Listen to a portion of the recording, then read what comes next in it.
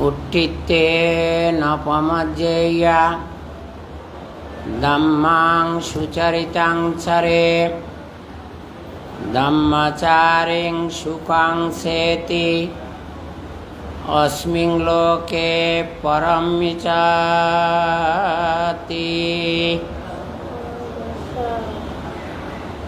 মহান সঙ্গের প্রতি অন্তরের গভীর শ্রদ্ধা, কৃতজ্ঞতা, অভিনন্দন জানাই। মহামান্য সঙ্গরাজ, উপসঙ্গরাজ সহ তেরোবাদী আদর্শের শ্রেষ্ঠ সংগঠন বাংলাদেশ সঙ্গরাজ ভিক্ষু মহাসভার সাথে সংশ্লিষ্ট কর্মকর্তাদেরকে জানাই অশেষ কৃতজ্ঞতা,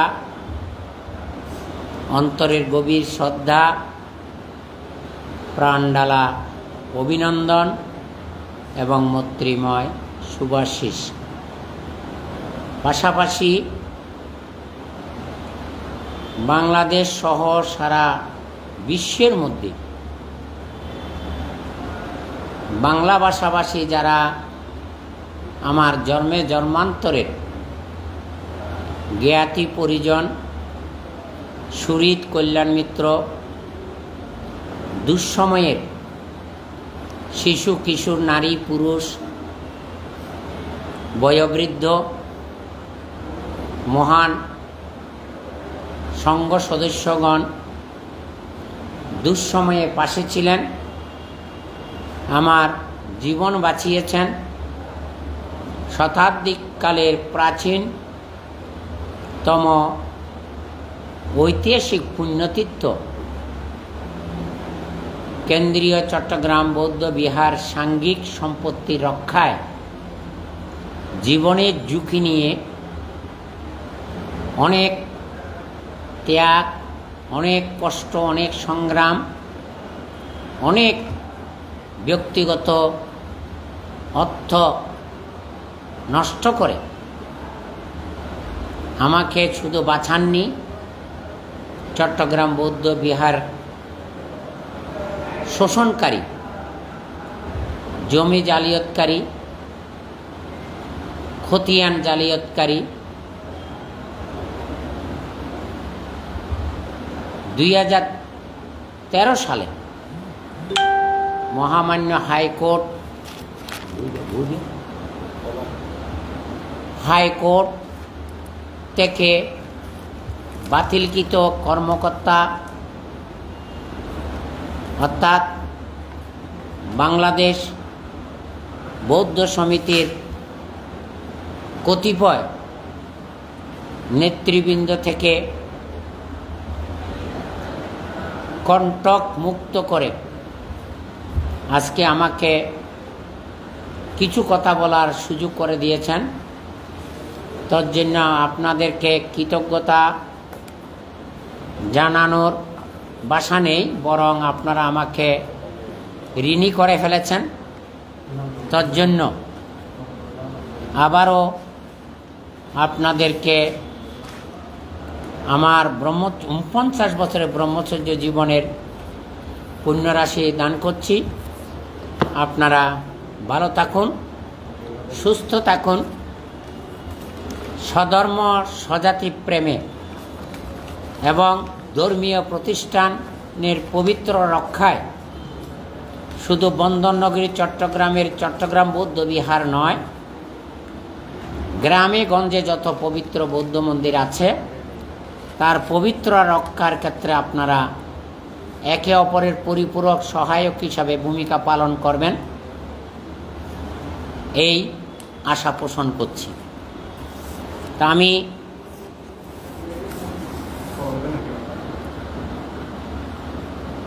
প্রথম যে কথাটা নিয়ে শুরু করছি, কথা দিয়ে, সেটা হচ্ছে বারবার চট্টগ্রাম বৌদ্ধ বিহার বাংলাদেশ বৌদ্ধ সমিতির কতিপয় নেতৃবৃন্দের পদমর্যাদা, লাভ সৎকার, মান সম্মান প্রাপ্তির কেন্দ্র হিসাবে ব্যবহার করতে গিয়ে চট্টগ্রাম বৌদ্ধ বিহার সম্পত্তি দানীয় সম্পত্তি হওয়া সত্ত্বেও ওই কতিপয় অবৈধ এবং অনির্বাচিত কর্মকর্তাগণ 2013 সালে মহামান্য হাইকোর্টে নির্দেশ মোতাবেক তাদের নির্বাচন অবৈধ হিসাবে গণপ্রজাতন্ত্রী বাংলাদেশ সরকার সমাজসেবা অধিদপ্তর জেলা সমাজসেবা কার্যালয় 81 মুরাদপুর চট্টগ্রাম থেকে বিগত 26/2/2013 সালে লিখিতভাবে তারা যে অবৈধ এবং অনির্বাচিত কমিটির সদস্য সেটা আপনারা আমার হাতে এই নির্লজ্জ মিথ্যাচারের শেষ কোথায় গ্রন্থের মাধ্যমে আপনারা 114 পৃষ্ঠার পেজটা দেখলেই আপনারা বুঝতে পারবেন তারা বৈধ কমিটি নাকি অবৈধ কমিটি। তাহলে অবৈধ কমিটি হিসাবে মামলা করার বা ভিক্ষু সংঘকে বহিষ্কার করার কোনো অধিকার রাখে কিনা মহান ভিক্ষু সংঘ, মহামান্য সংঘরাজ, উপসংঘরাজ, কার্যকারী কমিটির কর্মকর্তা সহ সাধারণ সদস্য, পাশাপাশি বাঙালি বৌদ্ধ যারা দেশে বিদেশে আছেন তারা এখান থেকে সঠিক বিষয়টা নির্ণয় করতে সক্ষম হবেন। সবচেয়ে বড় কথা,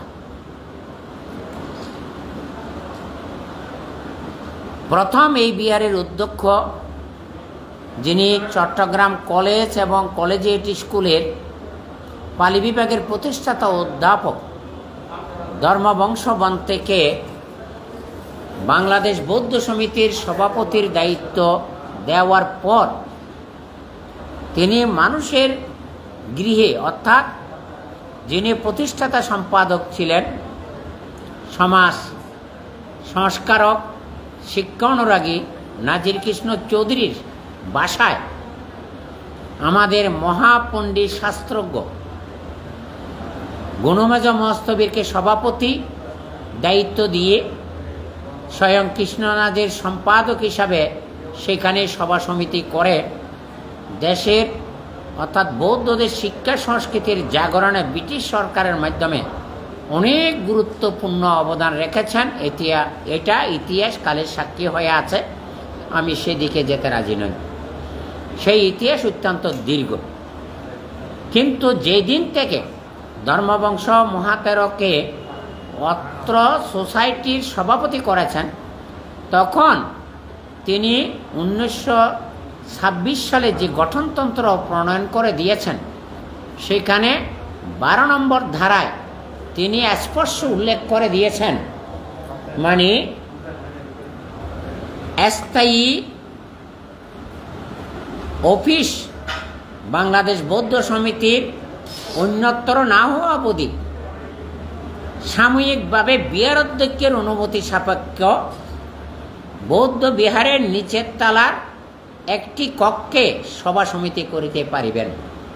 তাই মহান ভিক্ষু সংঘ এবং সুধী সমাজের দৃষ্টি আকর্ষণ করছি, তাহলে বাংলাদেশ বৌদ্ধ সমিতি কর্তৃক যদি চট্টগ্রাম বৌদ্ধ বিহার প্রতিষ্ঠিত পরিচালিত হয়ে থাকে তাহলে গুরুদেব এই ধারা লিপিবদ্ধ করে দেওয়ার কোনো যুক্তিসঙ্গত কারণ আছে বলে মনে করি না। যদি তিনি এই ধারা লিপিবদ্ধ করে থেকে থাকেন সেই সময়ে, তাহলে সেখানে তো উনি তো একজন, এই কমিটির অনেক সদস্য ছিলেন, তারা নিশ্চয়ই প্রতিবাদ করতেন। তাহলে তারা সর্বস্তরের কার্যকারী কমিটির সদস্যবৃন্দ বুঝতে পেরেছেন ধর্মীয় প্রতিষ্ঠান আর সিভিল সোসাইটি, সিভিল সোসাইটি হিসাবে গিরি সংগঠন হিসাবে সমাজের সেবায় দৃষ্টান্ত রাখবেন। কিন্তু এইভাবে 80-র দশক পর্যন্ত ধারাবাহিকভাবে প্রতিষ্ঠা লগ্ন থেকে এই ধারা পরিচালিত হয়েছে। কিন্তু 80-র দশকে যারা এই সমিতির সম্পাদক সভাপতির দায়িত্ব পদে ছিলেন, ভিক্ষুদের বাদ দিয়ে, তারাই গোপনে, এখানে খতিয়ান আছে, আপনারা দেখতে পাবেন। এটা আমার কোনো ব্যক্তিগত কথা নেই, এখানে খতিয়ানের মধ্যে এই স্পষ্ট এই দলিলটা দেখেন, চট্টগ্রাম বৌদ্ধ বিহার, যেখানে এই মানে দলিল হয়েছে বিহারের নামে একখানি 5 ঘন্টা জায়গা এই শ্রীমতী সুভদ্রা বড়ুয়ার কাছ থেকে তৎকালীন সময়ে 243 টাকা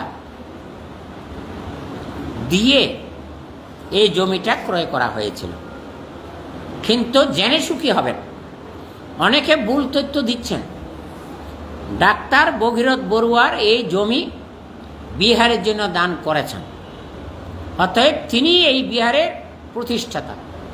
মূলত তা সত্য নয়, কেননা ডাক্তার ভগীরথ চন্দ্র বড়ুয়া বাঙালি বৌদ্ধ সমাজের তৎকালীন সময়ে আলোকিত ব্যক্তি শুধু নয়, একজন জিয়ল ডাক্তার হিসেবে সুনামের অধিকারী।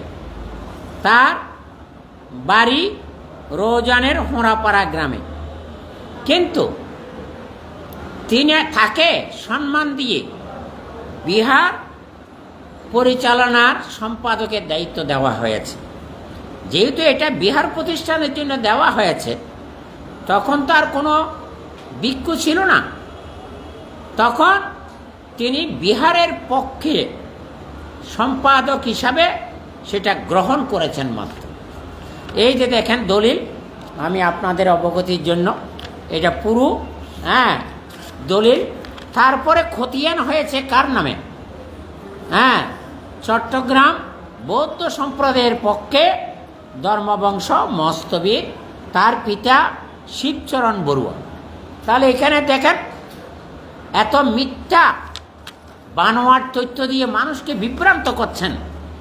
পরবর্তী সময়ে ওনার মৃত্যুর পর তারই সুযোগ্য শিষ্য দীপঙ্কর শ্রী জ্ঞান অস্তবীর, তার নামে PS, গুরুর নামে RS এবং শিষ্যের নামে PS খতিয়ান হয়েছে। কিন্তু পরবর্তী সময়ে 80-র দশকে সেখানে এই যে দেখেন খতিয়ান, সেখানে বাংলাদেশ বৌদ্ধ সমিতি নাম বসিয়ে তারা এই জমির মালিকত্ব দাবি করছে। আরে খতিয়ানের নাম বসালে কি মূল জমির মালিক হয়? বলেন এখন। তাহলে তখন থেকে তারা যে জালিয়াতি কর্মকাণ্ড শুরু করেছে এবং গুরুর নাম পর্যন্ত খতিয়ান থেকে মুছে ফেলেছে, তারা কত দুর্বিসন্ধি করেছে নতুন করে বলার কোনো প্রয়োজন আছে বলে আমি মনে করি না। তাহলে সেদিক থেকে আপনারা এই যে খতিয়ানগুলো দেখেন, দরকারের আমার থেকে নেবেন। তারপরে পরবর্তী সময়ে গণপ্রজাতন্ত্রী বাংলাদেশ সরকারের মাননীয় রাষ্ট্রপতি হোসেন মোহাম্মদ এরশাদ চট্টগ্রাম বৌদ্ধ বিহারের সীমিত জমির কারণে পাশের কিছু খালি জায়গা ছিল, সেটা যখন দাবি জানানো হয়েছে এটা বিহারকে ক্রয় করার জন্য বা দান হিসাবে দেওয়ার জন্য অনুরোধ করা হোক। তো যেহেতু তিনি চট্টগ্রাম বৌদ্ধ বিহারের প্রধান অতিথি হিসাবে উৎসবে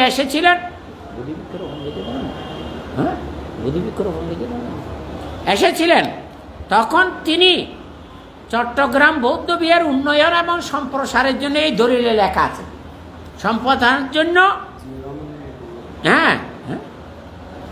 সম্প্রসারণের জন্য জমি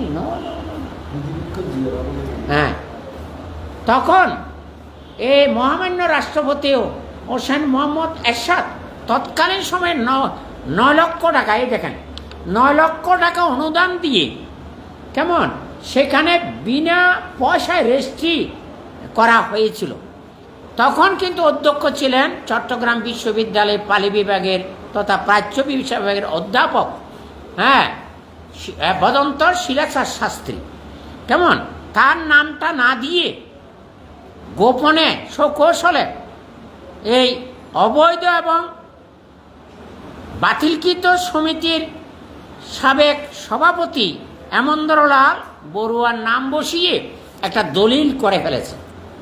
কিন্তু পরবর্তী সময়ে দেখা যাচ্ছে খতিয়ান তারা বাংলাদেশ বৌদ্ধ সমিতি কিন্তু ফককে দেখেন কি জালিয়াতি ধরা পড়ে বলেন। এখন ফককে কি রেখেছেন? বিহার আশ্রম। আরে বিহারে জমিদান করেছেন, সমিতির নামটা আসবে কেন বলেন এখন? তাহলে তখন থেকে এটা জালিয়াতি কর্মকাণ্ড কিভাবে শুরু করেছে এটা নতুন করে বলা অপেক্ষা রাখে না।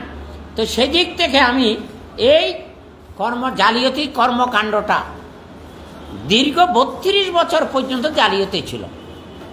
যারা এই বিহার সংক্রান্ত বিষয়ে কিছু প্রতিবাদ করেছে, যেমন বর্তমান অধ্যক্ষ সাবেক চট্টগ্রাম কলেজের উপ-অধ্যক্ষ অধ্যাপক ডক্টর অর্থদর্শী বড়ুয়া এবং সুইজারল্যান্ড প্রবাসী অরুণজ্যোতিকে জেহল কাটিয়ে তাদেরকে চিবর ত্যাগে বাধ্য করেছিলেন। শুধু তাই নয়, আমাদের আন্তর্জাতিক খ্যাতিসম্পন্ন পণ্ডিত, শাস্ত্রজ্ঞ, ত্রিপিটক অনুবাদক পরম শ্রদ্ধেয় প্রজ্ঞাবংশ মহাতার উপাধ্যক্ষ হিসাবে দায়িত্ব পালন করতে গিয়ে তাকে তিলে তিলে কষ্ট দিয়ে চট্টগ্রাম বৌদ্ধ বিহার থেকে তাড়িয়েছিলেন। তাছাড়াও নিরামিষভোজী আদর্শ বৌদ্ধ ডাক্তার সমন্ত ভদ্র সহ প্রজ্ঞাপাল মস্তবীর সহ 14 জনকে রাতের অন্ধকারে বিহার থেকে বের করে দিয়েছিলেন। জেনে সুখী হবেন, যখন এই বিহারের করুণ অবস্থা, তখন মহামান্য অষ্টম সংঘরাত সাহিত্যরত্ন শিলালঙ্কার মস্তবীর এবং শাসনস্তম্ভ বর্তমান উপসংঘরাত ধর্মপ্রিয় মস্তবীর বর্তমান এখনও অসুস্থ অবস্থায় আছেন কুর্মাকুল সদ্ধর্মোদয় বিহারের বিহারাধিপতি বদন্ত ধর্মসেন মহাতর, প্রয়াত কর্মযোগী বিমলজ্যোতি মহাতর সহ অনেকের সহায়তায় আমাকে এখানে উপ-অধ্যক্ষ হিসাবে নিয়োগ দেওয়া হয়েছে। আমি যখন বিহারের সুন্দর সুষ্ঠু দৃষ্টিনন্দন অনুকূল পরিবেশ তৈরি করলাম, তখন সমিতির লোকজন আস্তে আস্তে আমাকে যে কোনো উন্নয়ন কাজে বাধা দেওয়ার চেষ্টা করা চলেছে। তা আমি প্রতিবাদ করার কারণে আমাকে নোটিশ দেওয়া হয়েছে 1 মাসের মধ্যে বিহার ত্যাগ করে চলে যাওয়ার জন্য। তা আমি চলে যাওয়ার জন্য সম্মত হয়েছি। শুধুমাত্র আমার একটা দাবি ছিল, আমার জীবনে আমি ভালো কিছু ব্যবহার করিনি, শুধু 70 বছরের প্রাচীন ম্যাগাজিন এবং বইপত্র আমার গবেষণা কর্মের জন্য খুবই প্রয়োজন।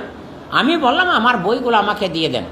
ওরা বলছেন এটা চট্টগ্রাম বাংলাদেশ বৌদ্ধ সমিতির বিহার, এই বিহারের লাইব্রেরি বৌদ্ধ সমিতির এখতিয়ারভুক্ত, অতএব এখানে আপনার কোনো বইপত্র থাকতে পারে না, আপনাকে বইপত্র দেওয়া হবে না।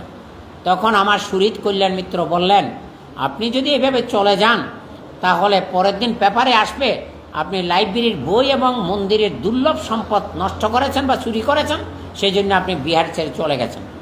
তখন আমি উকিলের মাধ্যমে নোটিশ দিয়ে তাদেরকে যখন আটকালাম, আটকানোর পর আমি তথ্য উদ্ঘাটন করতে গিয়ে যখন আমি এই দলিলগুলো পেয়ে গেলাম, RS, PS, BS দলিলগুলো পেয়ে গেলাম, তখন দেখা গেল সবগুলো বিহারের পক্ষে।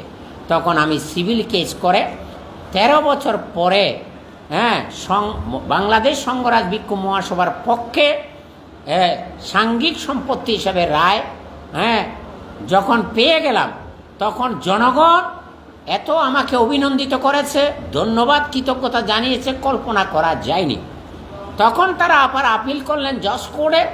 জজ কোর্টেও একইভাবে দীর্ঘদিন মামলা চালানোর পর সংঘের পক্ষে এই সাংঘিক সম্পত্তি হিসাবে মাননীয় জেলা প্রশাসক এবং সমাজসেবা অধিদপ্তরের পক্ষে রিপোর্ট দেওয়ার পর আমি আবার বিহারের পক্ষে রায় এসে গেছে। কিন্তু আপনারা জেনে সুখী হবেন কিনা আমার জানা নেই, তারা 40 বছর যাবৎ চট্টগ্রাম বৌদ্ধ বিহারের লক্ষ লক্ষ টাকা দানীয় সম্পত্তি সমিতির এখতিয়ারে নিয়ে গেছে এবং 6.25 ওজনের স্বর্ণের বুদ্ধমূর্তি কোথায় পাচার করে ফেলেছেন এটা নতুন করে বলার অপেক্ষা রাখে না। তারপরে প্রতিদিন যে নারীরা পুরুষেরা বুদ্ধকে স্বর্ণের পদ্ম এবং গলার চেইন, স্বর্ণের চেইন দান করছেন, সেই স্বর্ণের চেইনগুলি তারা বিক্রি করে বিহারের ফান্ডে না রেখে সমিতির ফান্ডে নিয়ে যাচ্ছে। এবং এখানে পবিত্র দুর্লভ বুদ্ধের কেশধাতু আছে এবং অস্থি ধাতু আছে, সেগুলি সরকারের মাধ্যমে জাপান দেশে দেওয়া হয়েছে, বৌদ্ধ প্রধান দেশ থাইল্যান্ডে দেওয়া হয়েছে, শ্রীলঙ্কাতে দেওয়া হয়েছে। শ্রীলঙ্কা দেওয়ার সময় আমি এখানকার উপাধ্যক্ষ, কিন্তু আমাকে কোনো রকমের খবর না দিয়ে তারাই সৌকৌশলে শ্রীলঙ্কাতে বিনা পয়সায়, বিনা প্লেন ভাড়ায় ওরাই সরকার দিয়েছে, ওখানে তারা একেবারে জৌলস করে পবিত্র ধাতু দিয়ে মান সম্মান যশ কীর্তি গৌরব লাভ করেছিলেন। কিন্তু পরবর্তী সময়ে দেখা গেল তারা এখান থেকে অনেক সুযোগ সুবিধা, দেশ বিদেশে যাওয়ার সুযোগ সুবিধা পাচ্ছে। তখন মামলার মাধ্যমে যখন রায় এসে গেল, টাকা পয়সা ধরা পড়ে গেল, পরবর্তী সময়ে তারা এই চট্টগ্রাম বৌদ্ধ বিহারের কোটি কোটি টাকা যে সরিয়েছে তার নিদর্শন এই যে এই কোর্ট থেকে মানে নির্দেশনা দেওয়া হয়েছে, তারা যে 83 লক্ষ টাকা সহ 11 লক্ষ টাকার কয়েন, কিছু কাগজের টাকা আমি উদ্ধার করতে পেরেছি, সেগুলি এখন কোর্ট থেকে নির্দেশনা দিয়েছে যাতে ব্যাংক থেকে উইথড্র করতে না পারে। এমনকি আমাদের ইউএসটিসির যাকে উপাচার্য বলা হয় ডাক্তার প্রভাতচন্দ্র বড়ুয়া, বাঁশখালী নিবাসী, তিনি সহ মিলে আমাদের ডিবি ইনস্টিটিউটের 45 লক্ষ টাকা নিজেদের করে ফিক্সড ডিপোজিট করে ফেলেছে। তো এগুলি যখন আমি ধরে ফেলেছি তখন আমাকে মার্চের 8-9 তারিখ আমি গুরুদের পূজা দেওয়ার জন্য, পারলৌকিক শান্তি সুখ কামনার জন্য এবং বিশ্ব শান্তি কামনার জন্য মহামানব গৌতম বুদ্ধের সর্বপ্রথম ধর্মচক্র প্রবর্তন সূত্র পাঠের মাধ্যমে শান্তি কামনার জন্য ব্যবস্থা করেছিলাম।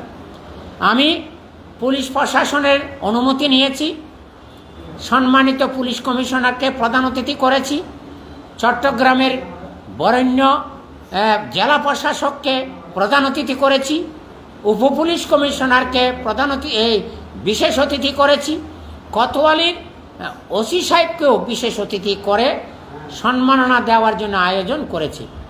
কিন্তু আমাদের শত শত ভিক্ষু সংঘ এসেছে, হাজার হাজার ভক্তমণ্ডলী এসেছে, কিন্তু বাতিলকৃত বৌদ্ধ সমিতির কতিপয় নেতা অজিত রঞ্জন বড়ুয়া, আদর্শ কুমার বড়ুয়া, সুকুমার বড়ুয়া, নৃপতি বড়ুয়া, সপু বড়ুয়া, আরও অনেকে সবাই মিলে হঠাৎ করে আমাদেরকে দারোয়ান সহ সবাইকে গেট খুলে তারা 50-60 জন এই অবৈধ সমিতির নাম ব্যবহারকারী সদস্যরা ঢুকে আমাদের ধর্মীয় অনুষ্ঠানকে লণ্ডভণ্ড করে দিয়েছে।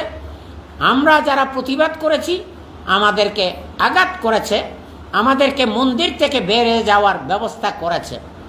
তাহলে মহান ভিক্ষু সংঘ এবং বৌদ্ধ জাতীয় আন্তর্জাতিক সংগঠনের কর্মকর্তাবৃন্দ দেখেন কতভাবে এই বৌদ্ধ বিহারের সম্পত্তি, টাকা পয়সা, স্বর্ণ অলঙ্কার জালিয়াতি করে সমিতির এখতিয়ারে নিয়ে গেছে। এরাই আবার বৌদ্ধ ভিক্ষুদের আঘাত করছে, বৌদ্ধ ভিক্ষুদেরকে বিহার থেকে তাড়িয়ে দিচ্ছে। আপনারা আন্তর্জাতিক সংগঠনের ব্যক্তিত্ব হয়ে, জাতীয় প্রতিষ্ঠানের কর্মকর্তা হয়ে আপনারা নীরব ভূমিকা কেন পালন করছেন আমার বোধগম্যে আসছে না। তাই আমি দৃঢ়তার সাথে বলতে পারি, অন্যায় যে করে অন্যায় যে সয়ে তব ঘৃণা তীর্ণ সমা দায়ে, কেউ কিন্তু ক্ষমা পাবেন না। একদিন না একদিন সত্য উদ্ঘাটন হবে।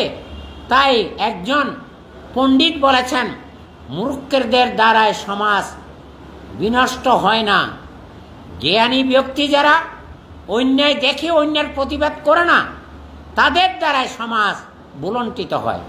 যারা এই বাংলাদেশ বৌদ্ধ সমিতির দীর্ঘদিন পরে দায়িত্ব নিয়েছেন, তারা বিহার রক্ষা করেছেন নাকি উন্নয়ন করেছেন, আর বিহারের কোটি কোটি টাকা আত্মসাৎ করেছেন। কিন্তু এত অন্যায় অবিচার করা সত্ত্বেও, আমরা বৌদ্ধ বিহারের পক্ষে রায় পাওয়া সত্ত্বেও বিগত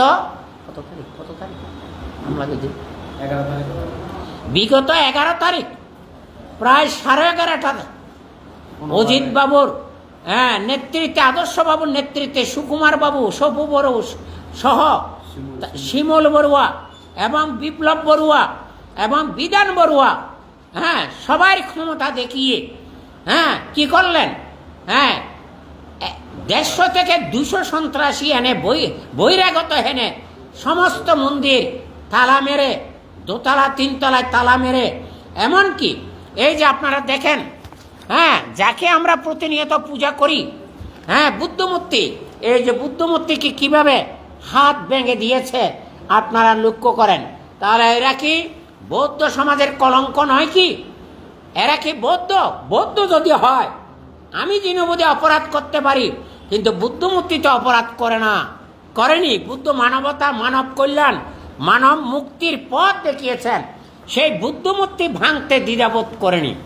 আর আমার দুর্লভ সম্পদ, কেমন SSC, HSC, honours, master degree, PhD certificate কোথায় আত্মসাৎ করে নিয়ে গেছে বলার মতো নয়। আপনারা জেনে গর্ব অনুভব করবেন, আমি 21 পদক প্রাপ্ত হয়েছি 2024 সালে। জাতির জনক বঙ্গবন্ধুর সুযোগ্য তনয়া দেশরত্ন শেখ হাসিনার হাত থেকে আমি 21 পদকে ভূষিত হয়েছি। তাই স্বরাষ্ট্রমন্ত্রী সহ, শিক্ষামন্ত্রী সহ, পররাষ্ট্রমন্ত্রী, চট্টগ্রাম তথা ঢাকার ডিআইজি সহ, পুলিশ কমিশনার এবং কোতোয়ালির ওসি দেখেন আমার 21 পদকের যে সার্টিফিকেট সহ আমাকে যে পদক দিয়েছে, সেটার ফটোগুলা কিভাবে ভেঙে চুরমার করে দিয়েছে। ওরা বলেছে 21 পদক উড্র করে নেবে সরকার। আমি এমনকি অন্যায় করেছি, কিন্তু অন্যায়ের প্রতিবাদ করতে গিয়ে এই যে ঘটনা ঘটিয়েছে, সবচেয়ে বড় কথা কি, আপনারা দেখে আশ্চর্যান্বিত হবেন। আমি মাননীয় প্রধানমন্ত্রী দেশরত্ন শেখ হাসিনা যখন 2012 সালে চট্টগ্রাম বৌদ্ধ বিহার নতুনভাবে প্রতিষ্ঠার জন্য আমরা ভিত্তিপ্রস্তরের ব্যবস্থা করা হয়েছে, তখন মাননীয় প্রধানমন্ত্রী এসেছিলেন। আমি তার পাশে থেকে জয় কামনা করে জয়মঙ্গল অষ্টগাথার কিছু শ্লোক উচ্চারণ করেছিলাম। তখন আমার ফটো ওই গ্রুপ ফটো থেকে বাদ দিয়ে তাদের ফটো দিয়ে এখানে সাইনবোর্ড টাকিয়ে দিয়েছে। সেই ফটোটা কিভাবে ভেঙে ফেলেছে আপনারা সুধী সমাজ, ভিক্ষু সমাজ এবং আরো যারা প্রশাসন আছেন আপনারা দেখেন। তাই আরো দেখেন, আমাদের 3বারের অ্যাক্টিভ মেয়র এবং সাবেক বিচারপতি সহ আমরা যখন এই ঐতিহাসিক চন্দ্রনাথ আদিনাথ জাতীয় মহাতীর্থ সম্মেলন করেছিলাম, তখন 3বারের হ্যাট্রিক প্রাপ্ত এবিএম মহিউদ্দিন সহ যে ফটোটা আছে সেটা কিভাবে ভেঙে ফেলেছে এবং ফটোটা যে কিভাবে নষ্ট করেছে আপনারা সুধীজন এবং মহান ভিক্ষু সংঘ দেখেন। শুধু তা নয়, আরও যারা আমি এই যে সাবেক শিক্ষামন্ত্রী এবং সাবেক শিল্পমন্ত্রী দিলীপ বড়ুয়া, আমি থাইল্যান্ড থেকে 250 অষ্টধাতুর বুদ্ধমূর্তি 5 ফুট লম্বা বুদ্ধমূর্তি সারা বাংলাদেশে বিনা পয়সায় আমি দান করেছি বিহারের মধ্যে সর্বসাধারণের পূজার জন্য। এই ফটোগুলোকে ভেঙে কিভাবে নষ্ট করেছে, তাহলে বলেন এখন কারা সন্ত্রাসী, কারা এই বিহার দখল করতে এসেছেন? আমি ইন্দোনেশিয়াতে গিয়েছিলাম, সেখানে আমাকে কি করেছে প্রতিনিধি হিসাবে এই বিশ্ব শান্তি প্যাগোডার মানে উদ্বোধন অনুষ্ঠানে আমাকে ওখানে আমন্ত্রণ করেছেন। সেখানকার প্রধানমন্ত্রী সহ আরও যারা ভারতীয় রাষ্ট্রপতি পুরস্কার প্রাপ্ত ডক্টর সত্যপাল মহাতের সহ শিক্ষাবিদ সলিল বিহারী বড়ুয়া প্রতিনিধি হিসাবে আমরা গিয়েছিলাম। সেই ফটোটা পর্যন্ত কিভাবে ভেঙেছে আপনারা দেখেন। তাছাড়া আমাদের এখানে আওয়ামী লীগের বিজয় মেলা, হ্যাঁ, নারী নেত্রী আমাদের এবিএম মহিউদ্দিনের সহধর্মিনী এখানে আছে, তার ফটো পর্যন্ত, হ্যাঁ, কেন ফটো কি করেছে আমার বোধগম্যে আসে না, কি অপরাধ করেছে। এই যেহেতু আমার সাথে তাদের ফটো আছে, সেই ফটোগুলো পর্যন্ত তারা ভেঙে চড়ে যাতে আমি আবার ছাপাতে না পারি সেই ব্যবস্থা তারা করেছে। তাছাড়াও আপনারা দেখেন, যিনি থাইল্যান্ডের সর্বোচ্চ ধর্মীয় গুরু মহামান্য সঙ্গরাজ, কেমন তার সাথে আমার একটা ফটো দুর্লভ, আমি সেমিনারে অংশগ্রহণ করেছিলাম, সেই ফটোটা পর্যন্ত কিভাবে বাঁকা করে দিয়ে মানে ভেঙে চুরে অন্যরকম করে দিয়েছে। এই যদি হয় তাহলে দেখেন, আরো চিন্তামণি লাইব্রেরি যখন আমি সুন্দরভাবে রক্ষা করতেছি, তখনই তারা এই একটা আলমিরা ভেঙে পড়ে গেছে, 11টা আলমিরা তারা কি করে ভেঙে চুরে আমাকে কিভাবে আক্রমণ করতেছে আপনারা দেখে সত্য যাচাই করবেন। এবং তারা বিভিন্ন রকমের কারিগর এনে কিভাবে আলমিরাগুলো, হ্যাঁ, দ্বিতলের আলমিরাগুলো থালা ভেঙে তারা ধ্বংস করতেছে, আপনারা এগুলি দেখলে তখন বুঝতে পারবেন জিনুবুদিকে অন্যায় করেছে নাকি অন্যায়ের প্রতিবাদ করেছে, কার সাথে, সঙ্গের সাথে। দেখেন আলমিরাটা কিভাবে, হ্যাঁ, মানে ভাঙচুর করতেছে। তো সেদিক থেকে আপনারা এই যে আদর্শবাবু এত ধার্মিক বলা হচ্ছে, সেই দিন যখন জনতার কাছে রোষানলে পড়লেন তখন তার সন্তান, হ্যাঁ, ক্ষমা চাইলেন, আমার বাবাকে বাঁচান বাঁচান, কিন্তু আবার বললেন এখান থেকে যখন সরে গেলেন তখন তিনি বলছেন ডক্টর জিনুবুদিকে চট্টগ্রামে এনে আমরা বিরাট ভুল করেছি, সেই ভুলের মাসুল আমাকে দিতে হচ্ছে। এই ছবিগুলো দেখেন কিভাবে অজিত বাবু সহ সুজিত বাবু সহ আমাদেরকে কিভাবে আক্রমণ করতেছে, এগুলি আমি দেখাতে চাই না। তাই আমি এইবার যখন আমরা রায় পেয়ে গেলাম, হ্যাঁ, তখন এবং হাইকোর্ট থেকে স্থায়ী নিষেধাজ্ঞা দেওয়া হলো, সেই দলিলগুলা যদি আপনারা দেখেন তাহলে আপনারা বুঝতে পারবেন অন্যায়কারী কে, জুলুমকারী কে, সম্পত্তি আত্মসাৎকারী জালিয়াতকারী কে। তাই আমি আহ্বান জানাবো মহান ভিক্ষু সংঘ এবং ভিক্ষু মহাসভার নেতৃবৃন্দ এখন ঐক্যবদ্ধ হয়ে অন্যায়কারী অবৈধ অজিত বড়ুয়া সহ আদর্শ বড়ুয়া সহ তাদেরকে মন্দির থেকে আমরা 2 বার নারী পুরুষ বয়োবৃদ্ধরা ঐক্যবদ্ধ হয়ে এই সন্ত্রাসীদেরকে বিহার থেকে বের করতে পেরেছি। এখনো সেগুলি সন্ত্রাস মুক্ত হয়নি, যে কোনো সময় আমাকে আবার মেরেও ফেলতে পারে, আবার এই বিহার দখলও নিতে পারে। তাই মাননীয় প্রধানমন্ত্রী, আপনি মানবতার মা এবং এই দেশকে উন্নয়নের মডেল এবং স্মার্ট বাংলাদেশ করার জন্য পরিকল্পনা নিয়েছেন। আপনি আমাকে 2010 সালে চায়না নিয়ে গেছেন, যার পরিপ্রেক্ষিতে আমি চট্টগ্রাম বিশ্ববিদ্যালয়ের মধ্যে বঙ্গমাতা হল এবং অতীশ দীপঙ্কর হল প্রতিষ্ঠা করে দিয়েছি। তাছাড়াও চট্টগ্রামের পণ্ডিত বিহার বিশ্ববিদ্যালয় ধ্বংসপ্রাপ্ত 8ম শতকে পাল সম্রাট ধর্মপাল কর্তৃক প্রতিষ্ঠিত এই বিশ্ববিদ্যালয় পুনঃ প্রতিষ্ঠার জন্য আপনি আমাকে 50 একর জায়গা দিয়েছেন। কারিকুলাম হয়েছে, খসড়া আইন তৈরি হয়েছে, 560 কোটি টাকা প্রাথমিক ব্যয় নির্ধারণ করা হয়েছে। এখন আপনার অনুমোদনের জন্য শিক্ষা মন্ত্রণালয়ের কাছ থেকে চিঠি আপনার দপ্তরে পাঠানো হয়েছে। তাই আমি মনে করি আপনি যদি আমার এই অসমাপ্ত কাজগুলো করার ক্ষেত্রে সহযোগিতা করার পাশাপাশি, আজকে চট্টগ্রাম বৌদ্ধ বিহার 1897 সালে প্রতিষ্ঠিত হয়েছে। প্রায় শতাধিককালের প্রাচীন বৌদ্ধ বিহারে অনেক পুরাকীর্তি, অনেক আন্তর্জাতিক স্মৃতি। এখানে শ্রীলঙ্কার থেকে স্বর্ণের পদচিহ্ন, বুদ্ধের পবিত্র কেশধাতু অস্থিধাতু রয়েছে, আরও মার্বেল পাথরের বুদ্ধমূর্তি সহ থাইল্যান্ডের দুর্লভ বুদ্ধমূর্তি রয়েছে।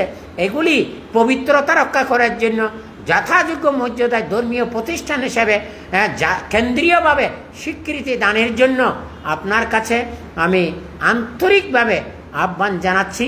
আপনি অন্যায়কারী, যেহেতু আপনি সন্ত্রাসকে কি বলেছেন, 0 টলারেন্স বলেছেন, বৌদ্ধ হলে কি হবে, এরা হচ্ছে অজিতবাবু, আদর্শবাবু, সুকুমার বাবু, সপু বড়ুয়া, দেবু সহ আরও যারা সংসদের শিমল বড়ুয়া সহ যারা আছে তাদেরকে আইনের আওতায় এনে বৌদ্ধ নামের যে কলঙ্ক তাদেরকে মানে অ্যারেস্ট করে যদি বিচারের আওতায় আনতে পারেন, তাহলে আমরা আত্মত্যাগী মা বাবা ছাড়া আমার ভাই শহীদ হয়েছে 1971 সালে, আমার বাবা বিপ্লবী ছিলেন, আমরাই মুক্তিযোদ্ধাকে সেবা করেছি এবং আহার আদি দিয়েছি। মুক্তিযুদ্ধ চলাকালীন সময় হিন্দু মুসলমান মহিলাদেরকে আমাদের ঘরে আশ্রয় দিয়ে জীবনের নিরাপত্তা দানের ব্যবস্থা করেছি, আপনি সেটা জানেন। আমি মনে করি এইসব বিষয় আর বেশি বলার প্রয়োজন আছে বলে আমি মনে করি না। এই যে বিগত 11 তারিখ আমাদেরকে 12:15 বা 11:30 থেকে 4:30 পর্যন্ত আমাদেরকে এখানে মন্দিরে প্রবেশ করতে দেয়নি, তালা মেরে রেখেছে এবং বুদ্ধমূর্তি সরিয়ে বুদ্ধমূর্তির হাত ভেঙে দিয়ে তারা এই বুদ্ধমূর্তি যেখানে রয়েছে সেখানে তাদের চেয়ার টেবিল বসিয়ে রাজার হালে তারা জয় এবং স্লোগান দিয়ে তারা এই কক্ষটা দখল করেছে। এমনকি জাতির জনক বঙ্গবন্ধু দেশরত্ন শেখ হাসিনার ফটো আমরা মানে অপমান করে ভেঙে চুরে চুরমার করে দিয়েছিলাম বলে তারা মানে প্রচার দিয়েছে। আপনারা দেখতে পাচ্ছেন জাতির জনক বঙ্গবন্ধুর ছবি এখনো সসম্মানে সগৌরবে ওখানে সংরক্ষিত আছে, মাননীয় প্রধানমন্ত্রীর ছবিও ওখানে সংরক্ষিত আছে। কিন্তু আমাকে ফাঁসানোর জন্য, রাষ্ট্রীয়ভাবে আমাকে অ্যারেস্ট করার জন্য এই কৌশল তারা অবলম্বন করেছেন। একদিকে কোটি কোটি টাকা এই যে আমার দলিলের মধ্যে আছে, আমি কোনো আপনাদেরকে এমনি বলছি না, কেমন এই দলিল জ্বলন্ত সাক্ষী দিচ্ছে, এটা আমার নয়, এটা কোর্টের দলিল। সেদিক থেকে আমাদের বিহারের পক্ষে যে দলিল এটা আপনারা দেখতে পাচ্ছেন। তো সেই হিসাবে আমরা যে বিহারের পক্ষে রায় পেয়েছি পবিত্র বিহারের পবিত্রতা রক্ষা করার জন্য এবং সর্বস্তরের জনতা আমার পক্ষ হয়ে জাতীয় আন্তর্জাতিকভাবে প্রতিবাদ করেছে, আন্দোলনও করেছে, স্মারকলিপি প্রদান করাছে। কিন্তু আমি মনে করি এখনো প্রশাসন কেন কি কারণে জানি না আমাদের পক্ষে, ওই ন্যায়কারীর পক্ষে, পবিত্র বৌদ্ধ বিহারের পক্ষে যারা কাজ করছে তাদেরকে নিরাপত্তা না দিয়ে যারা 40 বছর দখলে না থেকে, দখলেও নাই কিন্তু আমরাই কিন্তু এখানে দখল আমি বলবো না, আমরা পবিত্র বিহারের পবিত্রতা রক্ষা করার জন্য এই 100 বছরের অধিক আত্মত্যাগী বৌদ্ধ ভিক্ষুরা এখানে অবস্থান নিয়েছে। তাহলে তারা কয়েক ঘন্টা এসে এই বিহারের টাকা পয়সাও নিয়ে যাবে, বিহার সম্পত্তিও সমিতির নামে করে নেবে এবং ভিক্ষু সংঘ গুরু যাদেরকে বলা হয়, যাদের মা বাবা মারা গেলে, নিজেরা মারা গেলে গুরুর আশীর্বাদ না হলে শেষকৃত্য অনুষ্ঠান সম্পন্ন হয় না, তাদের পারলোকে শান্তি সুখ কামনার জন্য সংঘদান অষ্টপরিষ্কার দান দিয়ে থাকেন। তাদেরকে এইভাবে অপমান করা, তাদেরকে মেরে হাসপাতালে পাঠানো, আবার তারা নিজেরা মাথা কেটে মাথায় একটু রক্ত বের করে দিয়ে সার্টিফিকেট নিয়ে আমাদের বিরুদ্ধে কেমন মামলা দায়ের করা, এটা কত বড় দুর্ভাগ্যের বিষয় আমি নতুন করে বলতে পারি না। আমি আছি কাল নেই, এই প্রতিষ্ঠান কে রক্ষা করবে? যোগ্য উত্তরসূরি হতে চাচ্ছে না, শুধু লাভ সৎকারকে প্রাধান্য দিচ্ছে। তাই আমি মনে করি আগামী বুদ্ধ পূর্ণিমা হবে 22 তারিখ, সেখানে শোভাযাত্রা করব, আগামীতে মানে আমরা বুদ্ধ কীর্তন করব, পরের দিন করব এবং বিভিন্ন অনুষ্ঠান রয়েছে এখানে। যে কোনো সময় তারা এই সন্ত্রাসীরা অজিতবাবু এবং আদর্শবাবুর সুকুমার বাবু, সপু বড়ুয়া সহ আরও যারা সংশ্লিষ্ট, আমি সবার নাম এখানে উল্লেখ করছি না, আপনারা যদি চান আমি 60 আপনাদের কাছে তুলে ধরতে পারবো। আমি বর্তমানে যে দলিলগুলা আপনাদের কাছে তুলে ধরলাম, আপনারাই আমার অন্যায় কি, আমার অপরাধ কি সেটা আমাকে যদি দেখিয়ে দেন, আমি সংশোধন হয়ে, আমি বলেছি প্রয়োজনে এই বিহার ত্যাগ করলে আমার কিছু আসে যায় না। আমি যেহেতু চট্টগ্রাম বিশ্ববিদ্যালয়ের একজন অধ্যাপক এবং আমি বিভিন্ন বঙ্গবন্ধু সমাজ কল্যাণ পরিষদের সভাপতি, বঙ্গবন্ধু জাতীয় ছাত্রনেতা পরিষদের সভাপতি হিসাবে আছি, তাহলে আমি রাস্তাঘাটে থেকেও আমার বাকি জীবন, এখন আমার আগামী বছর আমি বিশ্ববিদ্যালয় থেকে রিটায়ার হব, তা আমি যে কোনো জায়গায় রাত কাটিয়ে দিতে পারি। আমি শিক্ষার জন্য যে সমস্ত শিক্ষা প্রতিষ্ঠান করেছি, অসংখ্য দেশে বিশেষে ধর্মীয় প্রতিষ্ঠান করে দিয়েছি, নিশ্চয়ই ওরা আমাকে থাকার স্বাধীনতা দেবে, সুযোগ দেবে। তাই আমি চট্টগ্রাম বৌদ্ধ বিহার যেহেতু একটা সাংঘিক বিহার এবং এটার একটা ঐতিহাসিক গুরুত্ব, আন্তর্জাতিক পরিচিতি রয়েছে, আমি এটা রক্ষা করার জন্য জীবনের ঝুঁকি নিয়ে আছি, জীবনের ঝুঁকি নিয়ে থাকবো, প্রয়োজনে জীবন দেব, তবু এই সন্ত্রাসীদেরকে আর এই চট্টগ্রাম বৌদ্ধ বিহারে প্রবেশের অধিকারী হতে দেব না। এটাই আমার বড় চ্যালেঞ্জ। সবচেয়ে বড় চ্যালেঞ্জ হচ্ছে চট্টগ্রাম বৌদ্ধ বিহার।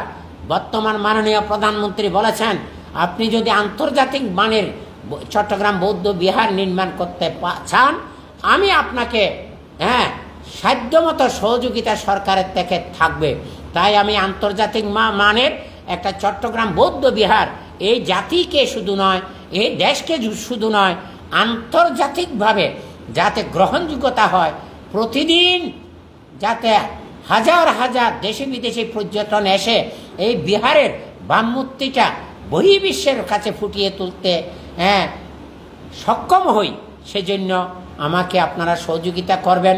তাই আমি কাউকে দোষ দিচ্ছি না, যারা সন্ত্রাসী তাদেরকেও আমি মৈত্রী দিচ্ছি। আপনারা গুরু চিনেন, গুরু পূজা করেন, আমাকে পূজা না দেন তাতে কিছু আসে যায় না। আমি প্রতিদিন সব্বে সত্তা সুখিতা হন্তু, জগতের সকল প্রাণ সুখী হোক, কিন্তু গুরু মেরে গুরুবিদ্যা অর্জন করা যায় না। গুরুর সেবা করে গুরুবিদ্যা অর্জন করতে হলে মনুষ্য জীবন সার্থক এবং পূর্ণতা প্রাপ্ত হবে। তাই ভিক্ষু মহাসভাকে আহ্বান জানাবো, এখনো ভিন্ন মত পোষণ না করে ঐক্যমত পোষণ করে সদ্ধর্মের জাগরণ, সারমেদ আচার্য পূর্ণাচার সহ যত সংঘরাজ উপসংঘরাজ প্রয়াত হয়েছেন, তাদের উত্তরসূরি হিসাবে আপনারা দায়িত্ব পেয়েছেন। এই দায়িত্বের প্রতি যদি অবহেলা করেন, পক্ষপাত দোষে দুষ্ট হন, সমাজ আমাকে যেমন ক্ষমা করবে না, আপনাদেরকেও ক্ষমা করবে বলে মনে হয় না।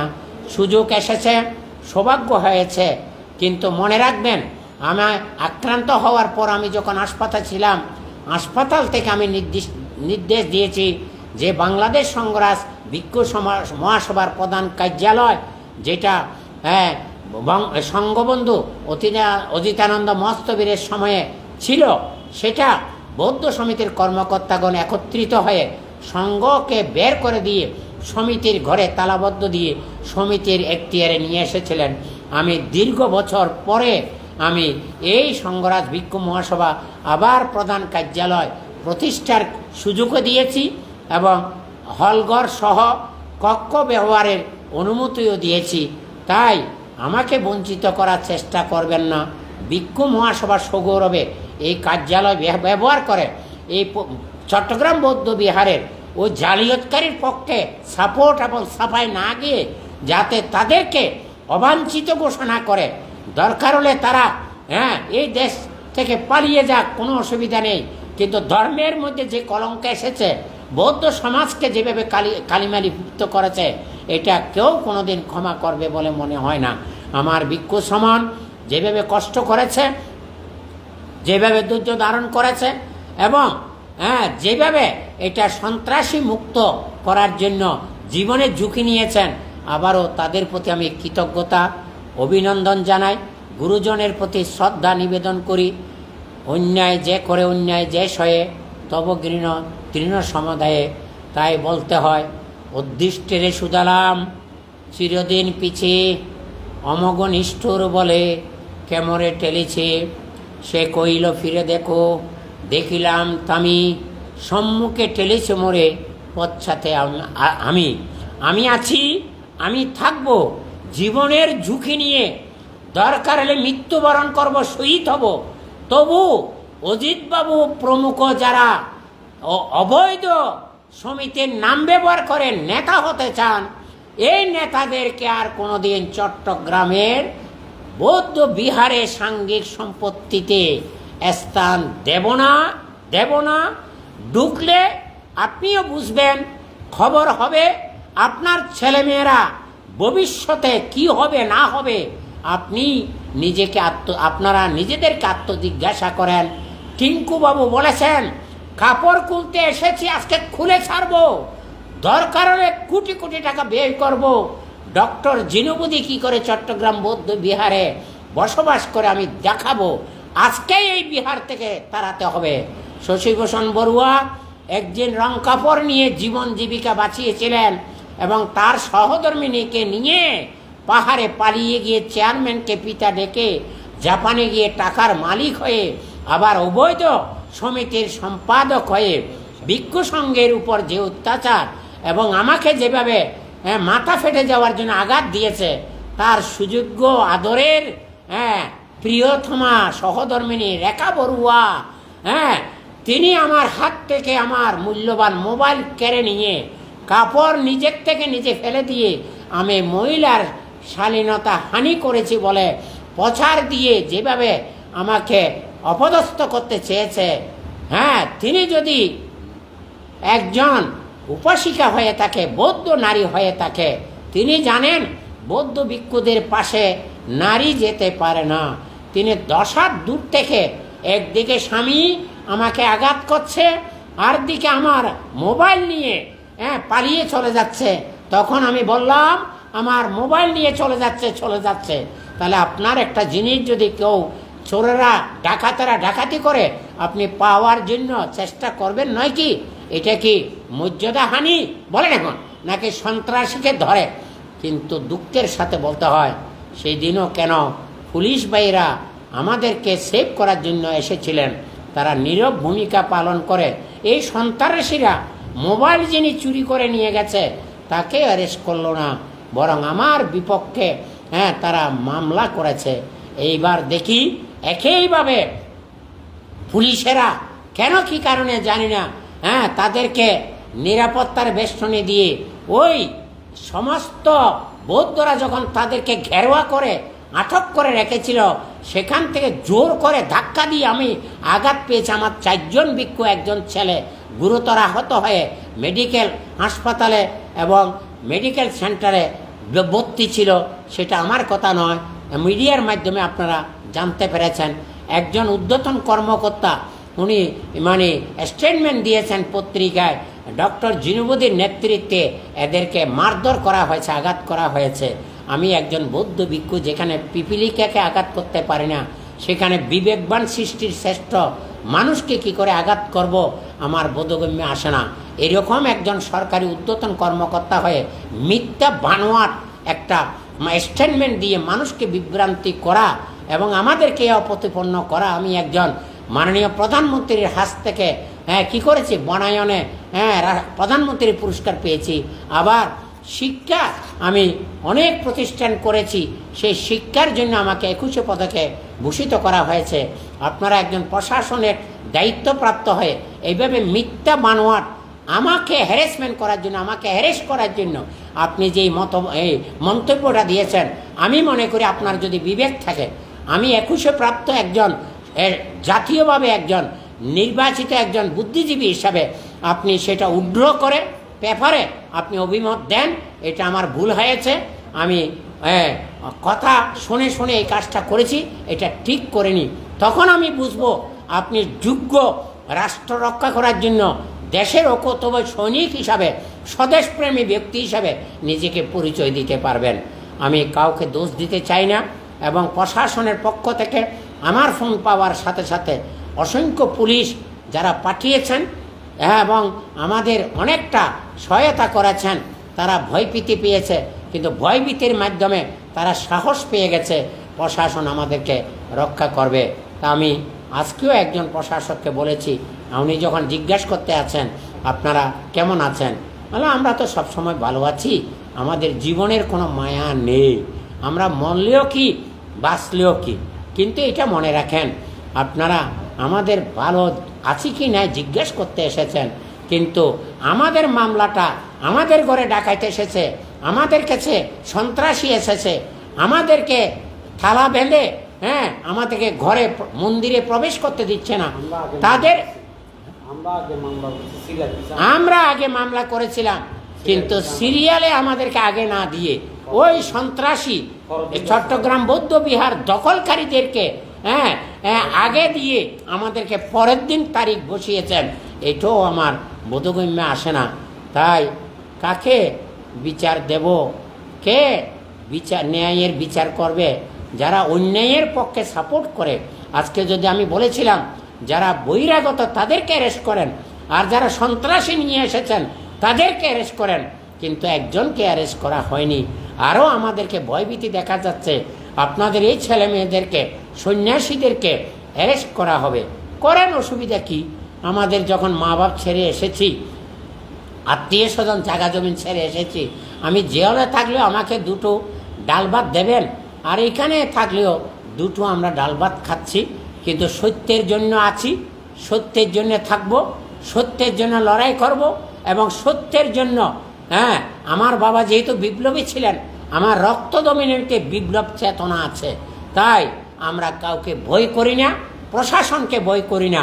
মাননীয় প্রধানমন্ত্রী যদি এবং স্বরাষ্ট্রমন্ত্রী যদি, আমাদের গৌরবের প্রিয় শিক্ষামন্ত্রী এবং আমার ওই গর্বিত এমপি পররাষ্ট্রমন্ত্রী যদি দ্রুত হস্তক্ষেপ গ্রহণ দেন, তাহলে আমি মনে করি সন্ত্রাসীরা সন্ত্রাসী করার আর সুযোগ পাবে না। তাদেরকে অ্যারেস্ট করে শাস্তির ব্যবস্থা যদি করেন, তাহলে আমাদের শুধু শান্তি দেবেন না, ছোট বড় শিশু কিশোর এবং পবিত্র স্থানের পবিত্রতা রক্ষা করার ক্ষেত্রে আপনারা আন্তরিক সহায়তা যদি করেন, আমি কৃতজ্ঞ থাকব এবং আমি ঋণী হয়ে থাকব। তা আমি আমার কথা না বাড়িয়ে আজকে যে কয়টি কথা বলেছি, হয়তো এলোমেলোভাবে কথা বলেছি, কারণ অত ধারাবাহিকভাবে কথা বলা, আমরা একজন শিক্ষাবিদ হিসাবে এটা আইনের ফ্যাকরা, আইনের বিষয়বস্তু, সেগুলি সঠিকভাবে ধারাবাহিক তুলে ধরতে না পারলেও আমি যতটুকু বলেছি, যদি আমার বিন্দুমাত্র এখানে ভুল হয়ে থাকে, তাহলে আজকেই আমাকে অ্যারেস্ট করে নিয়ে যান। বিচারকে যা শাস্তি দেবে আমি শাস্তি মেনে নিতে আমি রাজি আছি। আর যদি আমি অপরাধী না হয়ে, যারা সন্ত্রাসী করে কোটি কোটি টাকা আত্মসাৎ করেছে, এমনকি এখানে মদের আড্ডা বসিয়েছে, আরও অন্য অবৈধ জিনিস রেখেছে, তাদেরকে কোন দৃষ্টিকোণ থেকে দেখবেন আপনারাই ভালো বুঝবেন, যেহেতু আপনারা রাষ্ট্র পরিচালনায় দায়িত্বে আছেন। তাই আমি আমার কথা আর দীর্ঘ না করে, কারণ বেশি কথা সবাই শুনতে চায় না, মোটামুটি আপনারা বুঝে গেছেন, এবং সত্য উদ্ঘাটন করে সৎধর্ম এবং ধর্মীয় প্রতিষ্ঠানের পবিত্রতা রক্ষা করার জন্য, আত্মত্যাগী বৌদ্ধ ভিক্ষুদের মান সম্মান রক্ষার জন্য আপনাদের আন্তরিক সহযোগিতা কামনা করে, যারা আমাদের মানে বিপক্ষে, আমি তাদেরকে বিপক্ষে বলিনি, তারা অজ্ঞানী, তারা ধর্ম চিনে না, তারা গুরু চিনে না, যার পরিপ্রেক্ষিতে তারা নিজের পায়ে নিজের কুড়াল মেরেছে। এখন আর তাদের সমাজে যেমন ভালো স্থান নেই, ধর্মীয় প্রতিষ্ঠানে আসার মতো সৎসাহস তাদের মধ্যে আছে বলে আমি মনে করি না।